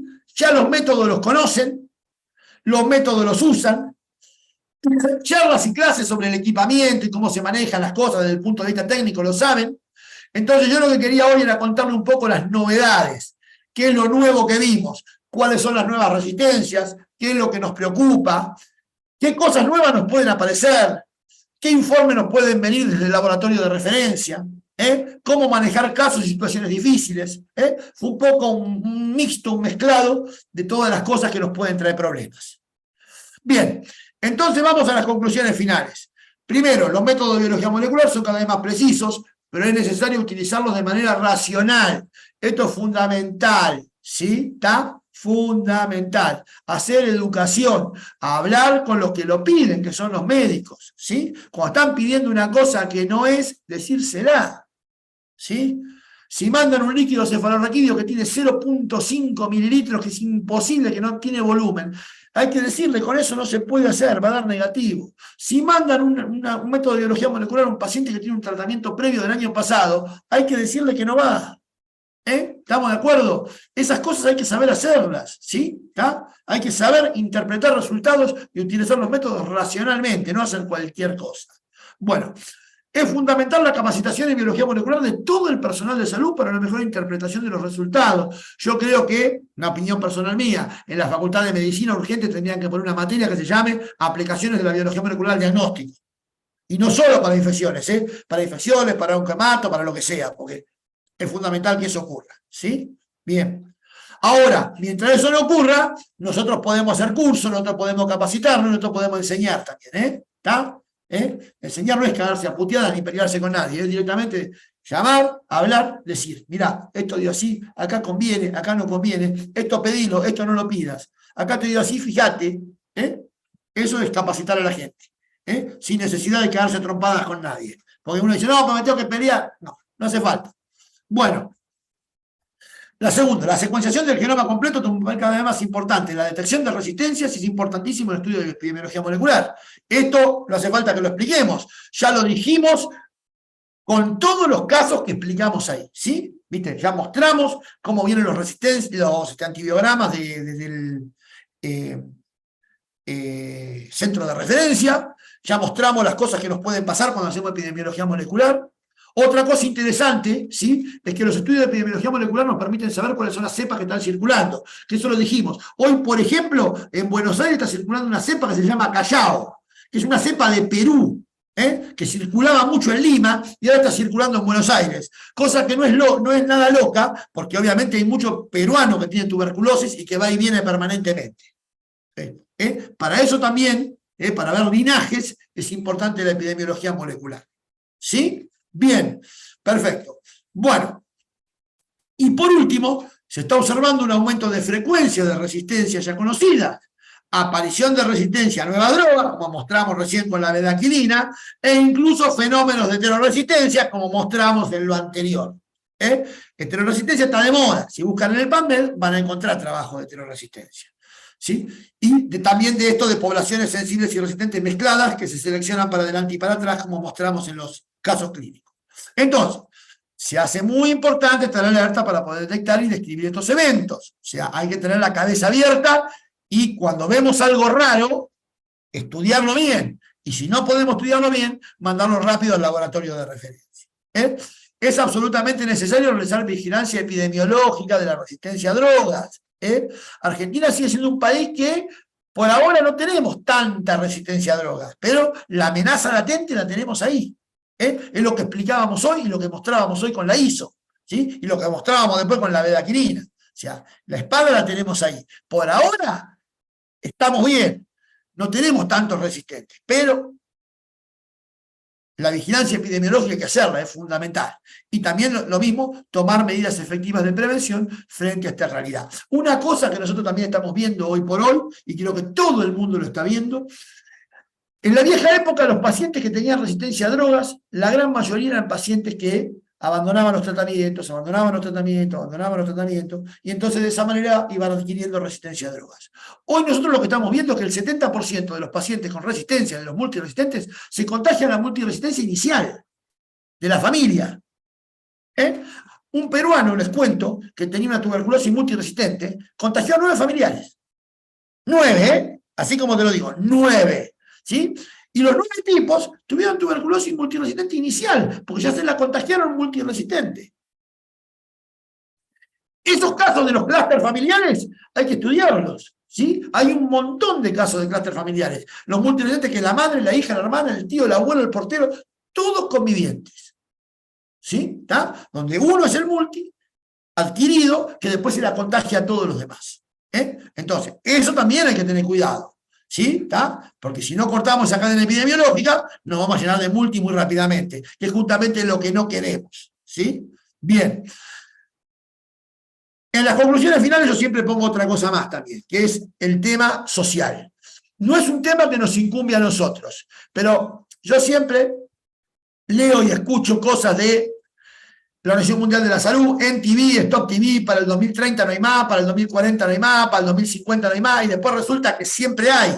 Y después cuando siempre hay le echan la culpa a algo. Ahora, por ejemplo, la pandemia de COVID atrasó todos los planes, siempre alguna cosa tiene que atrasar los planes. Y a mí me parece que lo que atrasa los planes es el tema social, ¿sí? El tema socioeconómico, el tema social, económico, educativo, cultural. Porque, a ver, volvemos otra vez a lo mismo. Ustedes habrán visto cómo las novedades que yo les cuento, cada vez hay más cosas de laboratorio, cada vez hay más tecnología, cada vez hay resultados más rápidos. Pero vos viste lo que eran los pacientes que yo les contaba en los casos clínicos. El tipo se rajó del hospital 20 veces. Entonces, está bien, heteroresistencia a la isoniazida, qué sé yo, Ginesper, secuenciación, antibiograma 10 drogas, y el tipo andaba por la calle dando vueltas, agarraba el bolso y a las 2 de la mañana se iba a la casa. Entonces, ¿cuánta plata se malgasta en estas cosas cuando realmente lo social no avanza? Eso es lo otro que hay que plantearse. No es el área en la que nos tenemos que plantear nosotros, porque no es un área para bioquímicos, ¿no? Ni para microbiólogos, pero a ver, sí a veces da mucha bronca que uno trabaje y siente que a veces el trabajo, para decirlo con una palabra bruta, es al pedo, pues finalmente no termina redundando en cosas buenas por este tipo de cosas. Bueno, para terminar, el Hospital Muñiz, la cátedra de la Universidad de Buenos Aires, bueno, yo como les contó al principio Silvana, me formé acá, así que bueno, siempre al final pongo los lugares donde me formé, porque todas estas cosas las hice porque trabajo acá, las aprendí acá, y justamente por eso hago un reconocimiento final. De la misma manera que le doy gracias a todos por la atención, y de la misma manera también que agradezco a la Asociación Argentina de Microbiología y a la filial de Cuyo que siempre confían en mí para estas cosas, ¿sí? Así que bueno, se lo agradezco profundamente. Yo siempre que pueda ayudar y colaborar con ustedes, voy a estar, así que eso es todo.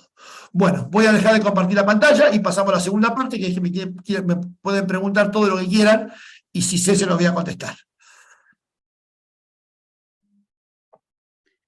Bueno, buenas tardes a todos. La verdad que es un placer escuchar al doctor Mateo, sabe muchísimo de tuberculosis y tiene charlas muy didácticas. Lo felicito, doctor.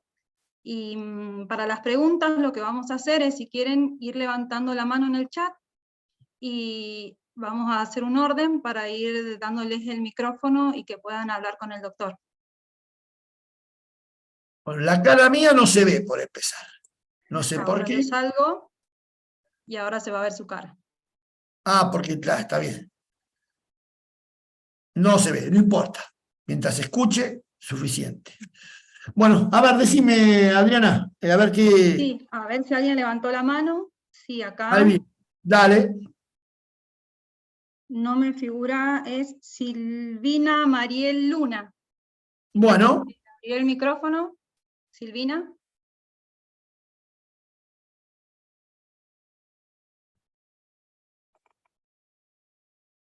¿O no es Silvina? Acá tengo la manito en Silvina. Bueno, Bueno, o quien quiera hacer la pregunta puede... bueno, listo. Abramos el micrófono y preguntemos, vamos. O acá Adriana Recabarre. Bueno, Sí. dale. Hola, no sé si se me escucha.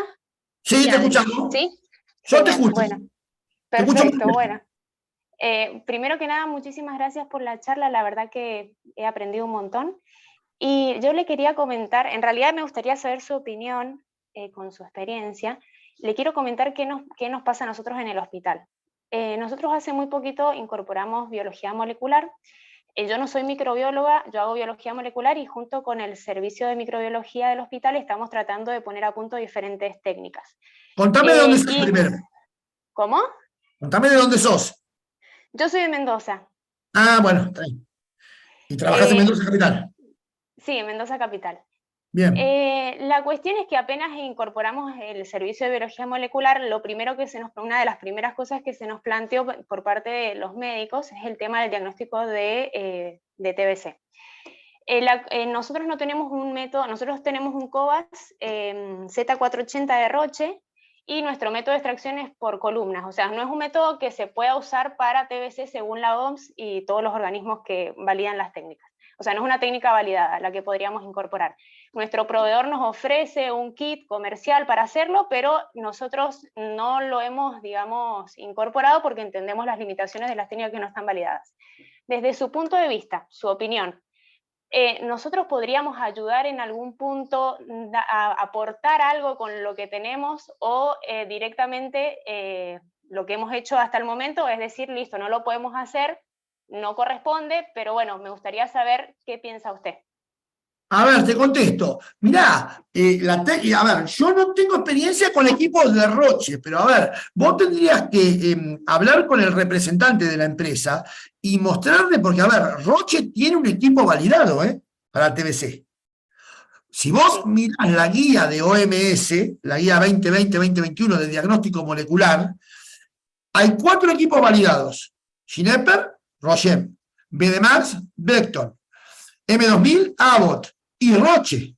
Roche tiene un equipo validado, así que ojo, porque si vos tenés tecnología de Roche, vos podrías hablar con el representante de Roche, a ver cuán posible es incorporar ese equipo en la tecnología tuya.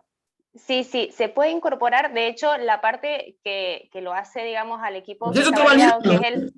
Sí, es el Es un Roche equipo 4. validado ese, Sí, tiene otro módulo, que es el módulo de extracción, que nosotros no lo tenemos, nosotros tenemos solamente el módulo de medida. Entonces, con el módulo de medida, ellos me ofrecen otro kit que se podría aplicar.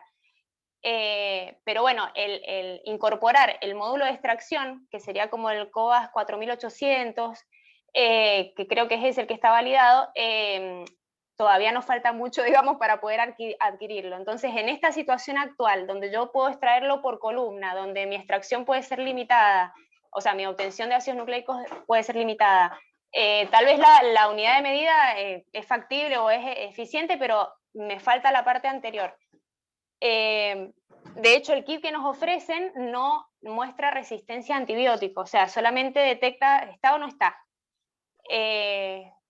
Bueno, nosotros le hemos intentado explicar esto a los médicos, pero hemos tenido, o sea, nos ha costado mucho explicarlo. A ver, te cuento una cosa. A ver, Sí. eso después yo te paso a hablar a través de Silvina y contactate conmigo por mail, que yo quiero ver qué es lo que te ofrecen y qué es lo que hay. Perfecto. Roche tiene algunas cosas, a ver, volvemos a lo mismo, ponerse a hacer extracción por columnas con TBC, ¿viste? Yo no sé también desde el punto de vista de la bioseguridad cuánto te ayuda, porque eso puede hasta llegar a ser peligroso, ¿viste? Entonces, volvemos por un lado, o sea, pasame qué es lo que te ofrecen y yo quiero ver qué es lo que está validado, porque quizás a lo mejor vos podés hablar con el representante y ir a una situación intermedia con algo que te permita entrar, ¿viste? Vuelvo a lo mismo, con algún kit especial que te permita enganchar las dos cosas. Déjamelo ver eso, déjamelo ver. Bueno, Dame bueno. lo que tenés, lo que te ofrecen, pues yo vuelvo a lo mismo, a mí me llama la atención que te ofrezcan un kit intermedio cuando Roche tiene algo validado, ¿viste? ¿Entendés lo que te digo? Sí. Porque, a ver, volvemos a lo mismo. Si vos vas a hacer una cosa, o sea, hoy por hoy, hacer una cosa in-house, ¿viste? Es bravo. Tenés que traer en columna.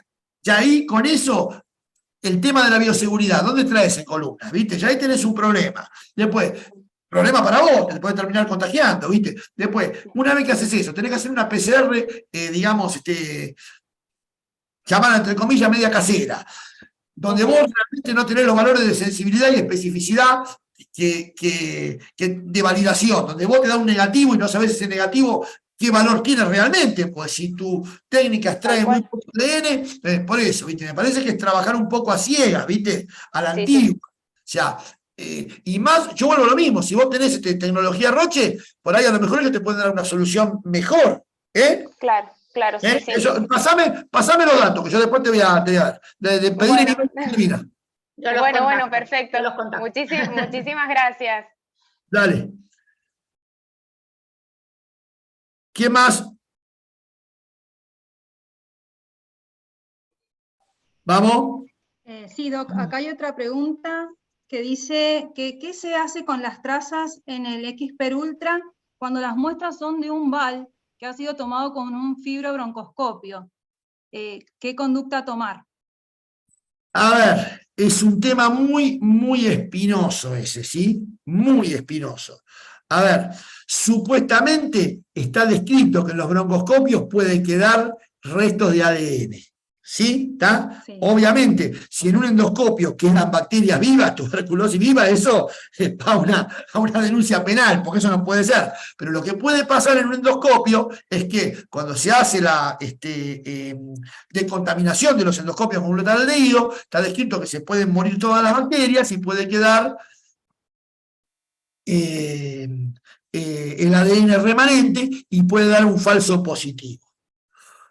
A ver, otra vez lo mismo. En esos casos de los vales, si a vos te pasa de manera recurrente, una de las cosas que tenés que hacer es hablar con el servicio de endoscopía. Y otra cosa que tenés que hacer es no informarlo. Ahí sí que no lo tenés que informar. Ahí tenés que hablar con el servicio de endoscopía, porque, a ver, volvemos otra vez a lo mismo. O sea, ahí estamos teniendo... o sea, ahí dependemos exclusivamente del cultivo.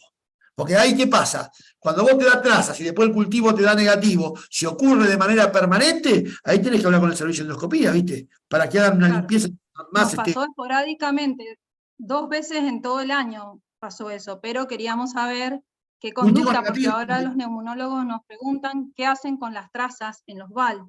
¿Cultivos negativos? Y todavía los cultivos siempre se derivan a cultivo y hay que hacer hasta que esté el cultivo. Esos dos que tenías antes, que tienen un cultivo negativo. Sí. Bueno, ahí es un problema. Otra vez lo mismo. Ahí vamos a lo que pusimos en la transparencia. Si vos tenés un VAL de un paciente que no tuvo tratamientos previos y que te da trazas, y ahí vos se lo tenés que informar mano a mano al neumonólogo y tienen que evaluar todo. Inclusive esto del endoscopio. Lamentablemente no queda otra. Otra cosa que se puede hacer es repetir el estudio, ¿sí? Yo en esos casos lo podría repetir, ¿sí? ¿Está? Pasa que el tema es el siguiente, repetir el estudio se puede, lo que no se puede es repetir el VAL. ¿Entendés lo que te digo? Porque mandar a un paciente a endoscopía no es fácil. ¿Está? Entonces, ahí es problemático, ¿viste? Es problemático. Pero bueno, yo lo que haría, opción mía, yo iría con el resultado en la mano, hablaría con el neumonólogo, le diría, mira, acá tengo trazas, lo estoy cultivando y el paciente no tiene diagnóstico. Ya nos pasó un par de veces esto y nos vuelve a pasar esto. Fíjate vos, a ver qué te parece este caso, si vos querés poner las 4 drogas, si vos querés esperar el cultivo o qué querés hacer. Volvemos otra vez a lo mismo. Cuando da trazas y el paciente no tiene tratamiento previo, todo termina siendo una conducta médica. Es el médico el que va a decidir. Va a decidir con el diagnóstico de trazas y va a decidir también con los antecedentes clínicos, los antecedentes epidemiológicos y en este caso con los antecedentes estos. Eso hay que hablarlo con el médico mano a mano, no queda otra. Bueno, y es un problema grande y es un problema que no solamente vos lo estás diciendo, es un problema que ya lo han consultado en otras ocasiones. Bien. Otra pregunta, Doc, que hay acá. Dice, ¿qué experiencia tiene cuando la muestra es orina? para Ginexpert o para BDMAX, Para GeneXpert. se puede hacer, se puede hacer, se puede hacer. ¿Qué Sin volumen es el que recomienda? A ver, en orinas para que tengas... A ver, la orina no es una muestra que dependa del volumen. Vos le podés decir a una persona que orine 100 mililitros, 200 mililitros, 500 mililitros, lo que quiera, ¿sí? No es como un líquido cefalorraquídeo, donde el líquido cefalorraquídeo sale lo que sale. La orina, un paciente puede orinar tranquilamente 100 mililitros. Entonces, yo siempre cuando hacemos pruebas de biología molecular, recomiendo un frasco lleno de orina, 100 mililitros, yo lo centrifugo todo completo y lo hago con el precipitado. Ojo, porque en orinas tiene un valor adecuado, tiene un valor muy grande. Te cuento por qué tiene un valor muy grande. Sí. En orinas vos sabés que puede haber en la uretra inferior colonización con micobacterias saprófitas. Entonces, ¿qué pasa cuando vos en una orina te da un Sin-Nielsen positivo? Puede ser tuberculosis, puede ser una micobacteria que está colonizando las vías inferiores. Entonces, yo cuando tengo orinas con Sin-Nielsen positivo, directamente las paso al Ginexpert. ¿Por qué? Porque si es una colonización con una saprófita te va a dar negativa. Y si es una tuberculosis te va a dar positiva. O sea que te confirma el diagnóstico inmediatamente. ¿Se puede hacer? Sí, se puede hacer. Totalmente se puede hacer. La orina es una muestra que podés tranquilamente poner en el Ginexpert. Bien. Acá hay otra pregunta, Doc. El Ginexpert Ultra mejoró la sensibilidad en orinas, mejoró la sensibilidad en aspirados gástricos, mejoró la sensibilidad en líquidos cefalorraquídeos, e incluso mejoró la sensibilidad en la muestra más mala de todas, que era el líquido pleural, que era la que nunca daba, y con el Ginexpert Ultra empezó a dar. Así que todas las muestras se pueden poner. Bien. Acá hay otra pregunta que dice, ¿un very low en muestras pulmonares o extrapulmonares es siempre positivo a diferencia de las trazas, que ya nos dé very low?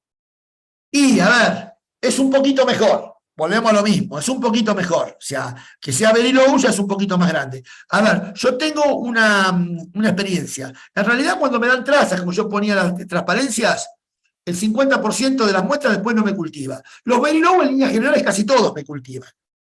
Hay una diferencia, es mejor. O sea, ya como que la cuantificación es un poquito mejor. Otra vez lo mismo. Siempre hay que estar atento al tema de que no haya tenido tratamientos previos, como explicamos antes y demás. Pero ya, digamos, la cuantificación es un poquito más alta y es un poquito mejor. ¿Sí? ¿Está? Entonces, otra vez lo mismo, hay que actuar con cuidado, hay que informar con cuidado, hay que hablar con el médico, pero uno ya tiene una cuantificación, un escalón más alta. ¿Entendés eso? ¿Sí? Y después, bueno, obviamente, very low, igual que trazas, todo va a cultivo. Lo que te cultiva ya está solucionado por el cultivo. Uno cuando tenés un very low y el médico da el tratamiento, a los 20 días cuando te cultivó, lo llamás y le decís, che, cultivo, listo, estamos tranquilos. ¿Estamos de acuerdo? Sí. Eso Una pregunta más que hay acá en el chat, dice, ¿qué rendimiento tiene BDMAX frente a muestras extrapulmonares? No está validado. Por ahora BDMAX está validado para muestras pulmonares nada más. ¿Sí? Ojo, en cualquier momento lo van a validar. Esto es así. En cualquier momento se va a validar, pero por ahora no está validado. Por ahora BDMAX es utilizado solamente para muestras pulmonares. A mí me ha llegado un comentario de que la OMS podría en algún momento meter un documento para validar las muestras pulmonares en el BDMAX. Todavía, a mi conocimiento, todavía eso no llegó. Así que por el momento lo que te puedo decir yo es que no está validado. Es solo para pulmonares por ahora el BDMAX. Bien.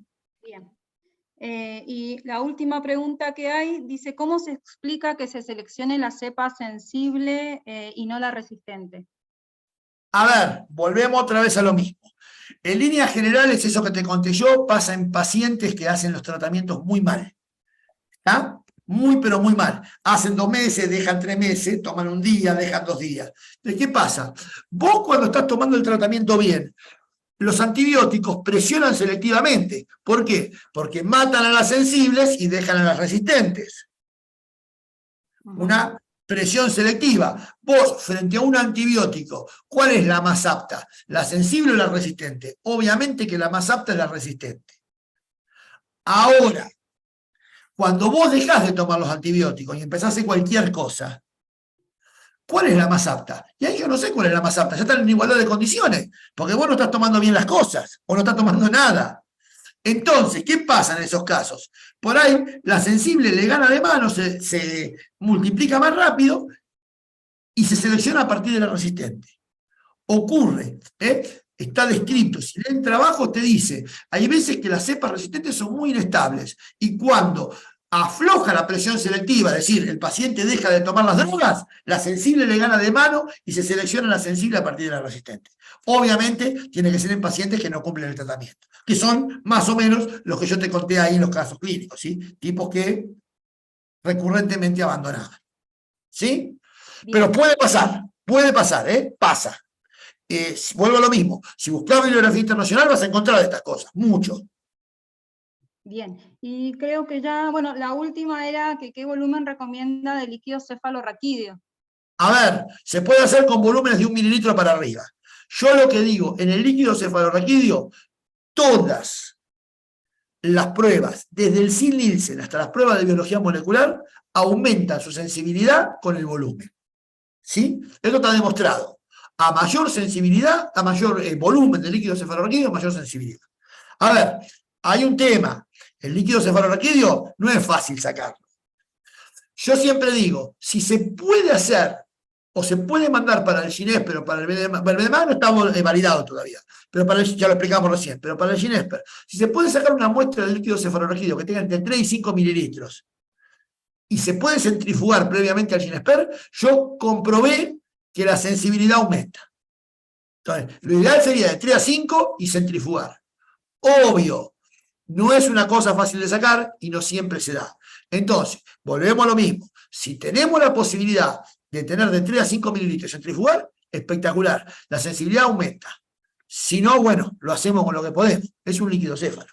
Bien, pero menos de 1 mililitro usted no recomienda. No, menos de 1 mililitro no. No, porque además otra cosa más. Por más que, volvamos a esto. A ver, hay una ley microbiológica que dice que cuando vos tenés muy poca muestra, cuando el volumen de muestra es muy escaso, vos lo que tenés que hacer es intentar por todos los medios de preservar el método más sensible. Hoy por hoy el método más sensible sigue siendo el cultivo. Entonces, yo si tengo un líquido cefalorraquídeo que me mandan 3 gotitas, tengo que cultivarlo. Tengo que cultivarlo. O sea, tengo que ir al método más sensible, no me queda otra. ¿Ah? ¿Estamos de acuerdo? Después, otra cosa, en el Ginesper que es importante, que no todos lo saben, pero es importante. En los esputos vieron cómo se hace la técnica. Se pone 1 mililitro de esputo, 2 mililitros de buffer. Eso lo hace todo así. Bueno, en muestras extrapulmonares y principalmente en líquidos cefalorraquídeos, nosotros podemos mezclar 1 a 1. 1 de líquido, 1 de buffer. Con lo cual diluimos menos y ganamos sensibilidad. Eso se puede hacer. Es más, el fabricante lo recomienda hacer. Y hay gente que no lo sabe. Bien. 1 con 1. Para extrapulmonares con el ESPER, ¿sí? Principalmente para líquidos. Bien. Después acá hay otra que dice, ¿en todos los casos de 100 Nielsen positivo debo derivar para hacer sensibilidad? Creo que no. A ver, volvemos a lo mismo. Hoy por hoy la OMS está insistiendo que todos los aislamientos tendrían que tener una prueba de sensibilidad. A ver, volvemos a lo mismo, derivar todo no se puede. O sea, ¿me entendés lo que te digo? O sea, no sé cuántas muestras tenés ni cuánto manejás, pero a ver, yo en un principio iría solamente por los que tienen riesgo de tener resistencia. En realidad hay que derivarlos a todos. Pero, o sea, a ver, el otro día cuando fui al Confederal, me dijeron que en la Argentina, del total de casos de tuberculosis, tenían una prueba de sensibilidad del 30% de los aislamientos. Es muy poquito. No está en línea con lo que la OMS dice. ¿Estamos de acuerdo? O sea, la idea sería que todos los aislamientos tengan una prueba de sensibilidad. Pero otra vez lo mismo. Ahí chocamos con dificultades tecnológicas. Si vos tenés un laboratorio de referencia que te lo hace, mandalos. Pero bueno, habría que hablar con el laboratorio de referencia que te va a hacer el trabajo. Bien. Después, doctor, preguntan si los métodos de Abbott y de Roche están validados para muestras extrapulmonares. No, tampoco. ¿Por qué? Te explico. Porque los métodos de Abbott y de Roche, el método de BD, el de Abbott y el de Roche, los validaron los 3 juntos para muestras pulmonares. Hicieron un pool de muestras, ¿sí? Y esas muestras las usaron para los 3 métodos. ¿Me entendés lo que te digo? Se valoraron los 3 juntos. Eso si lo lees en el anexo del diagnóstico 3 de OMS en el 2021 está. Entonces, se validaron los 3 juntos para muestras pulmonares. Pero otra vez lo mismo, eso esperen un poquito, eso se va a validar para extrapulmonares también. Falta un cachito, ya se va a validar. Eso. Bueno, y la última pregunta que hay es, ¿a dónde estaba? ¿Deberíamos esperar sensibilidad al resto de los antibióticos si rifa y isoniazida son sensibles? A ver, volvemos a lo mismo. En líneas generales, no.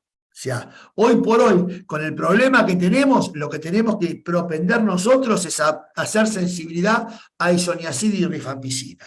Nosotros en el laboratorio hacemos sensibilidad a isoniazida y rifampicina, ¿sí?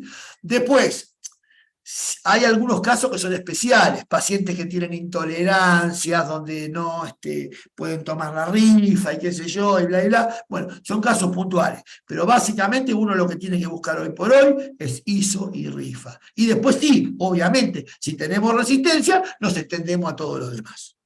Y ahí sí, todo lo que tiene resistencia, a ISO o a rifa o a la 2, lo mandamos al centro de referencia. ¿Estamos de acuerdo? Esa sería la idea. Si no le podemos hacer la prueba de sensibilidad a ISO y rifa a todo, a duras penas se lo hacemos a una tercera parte de las cepas. No podemos ir a hacer otras cosas. Tenemos que concentrarnos primero en hacer eso y en lograr que el país tenga una prueba de sensibilidad universal a las drogas de primera línea, ¿sí? Eso es lo que yo pienso. Después, obviamente, cuando hay resistencia, sí, se manda al laboratorio de referencia y el laboratorio de referencia hace todo lo demás. ¿Correcto? Perfecto. No hay más preguntas, doctor. Bueno, a ver, tratamos de dar una charla entretenida. Bueno, acá veo que en el chat están todas las preguntas que me hicieron, ya así que todo lindo. Bueno, tratamos de dar una charla lo más entretenida que pudimos. Espero que les haya gustado, ¿sí? Veo que hay mucha gente. Hubo un momento que había como 80 personas, no sé. Sí. Así que bueno, Silvina, ha tenido éxito. Sí. Hemos tenido éxito. Realmente agradecerle cómo nos ha explicado todo lo que usted sabe y cómo podemos resolver situaciones que en el día a día se van presentando y que por ahí uno no sabe cómo resolver o a quién preguntarle. Bueno. La verdad que sí, excelente. Y justamente nosotros mañana continuamos acá en Mendoza con un grupo de personas como limando un poco la cuestión de la red de tuberculosis para ver las derivaciones, cómo hacer, a quién, porque bueno, lo que sucede en el interior es que es difícil a veces llegar al laboratorio de referencia o a algún laboratorio que nos solucione lo que nosotros no podemos solucionar. Entonces, bueno, justamente mañana nos vamos a dedicar a eso en forma presencial. Sí, igual volvemos a lo de antes. A ver, yo creo que en la parte, digamos, técnica, hay una mejora, ¿sí? Hay una clara mejora en la parte técnica, ¿sí? Yo creo que están entrando los equipos a todo el país, vamos mejor, pero bueno, cuesta. Pero bueno, hay que estar atentos, hay que, como yo digo, estar en la cabeza abierta, estar atento a todo lo que pasa cerca, escuchar y aprender todos de todos, me parece que es lo lógico, y a poquito vamos a ir entrando en carrera en todos lados, ¿sí? ¿Está? Lo que hace 5 o 10 años era una cosa, no, pero eso está allá, ¿no? Cada vez está entrando más en todas partes y cada vez lo vamos a tener más a mano en todos los lugares y lo vamos a poder manejar mejor. Sí, en Argentina falta organización, yo eso siempre lo digo, lamentablemente, este país, organización, no tenemos, siempre tenemos problemas de todo tipo con eso, ¿sí? Logística, pero de a poco lo vamos a ir solucionando. Bueno, Silvina. Bueno, doctor, acá muchas personas le agradecen Ya lo estoy viendo conocimiento y algunos piden usted díganos si podemos hacerlo, un correo de contacto, si pueden contactarlo por correo. El correo de contacto lo tenés, sí lo tenés, si me estaban dando mail siempre, bueno, así que pasale el correo de contacto. Me están enloqueciendo por acá por el chat que quieren que la charla grabada, quieren la charla grabada. Sí, se sube al canal de YouTube de la asociación en breve, así que lo van a poder ver por el canal de YouTube. No hay ningún problema. Yo igual otra cosa, yo siempre, vos sabés que yo todas las cosas que hacemos de docencia, yo las dejo grabar, las dejo ver, las dejo trascender, porque bueno, justamente la forma de que vayan trascendiendo los conocimientos y que vayan trascendiendo las novedades, ¿viste? Perfecto. Así que todo esto se va diseminando como pólvora. Después el otro día me pedían los casos gente de Jujuy porque quería usarlos para no sé qué cosa, y bueno, buenísimo, mejor, porque esa es la manera de ir trasladando el conocimiento de persona a persona, ¿viste? Que es lo que se necesita, ¿viste? Así que bueno, querido, espectacular. Bueno, ahora soy yo el que le voy a dar las gracias a todos, ¿sí? Muchas gracias por estar a esta hora de la noche, ¿sí? La verdad que bueno, todos dicen que les gustó, así que bueno, si les gustó me alegro mucho. Justamente hicimos una cosa lo mejor posible para que les guste a todos. Yo por lo menos puse la mejor voluntad para que salga listo. Bueno, acá estamos.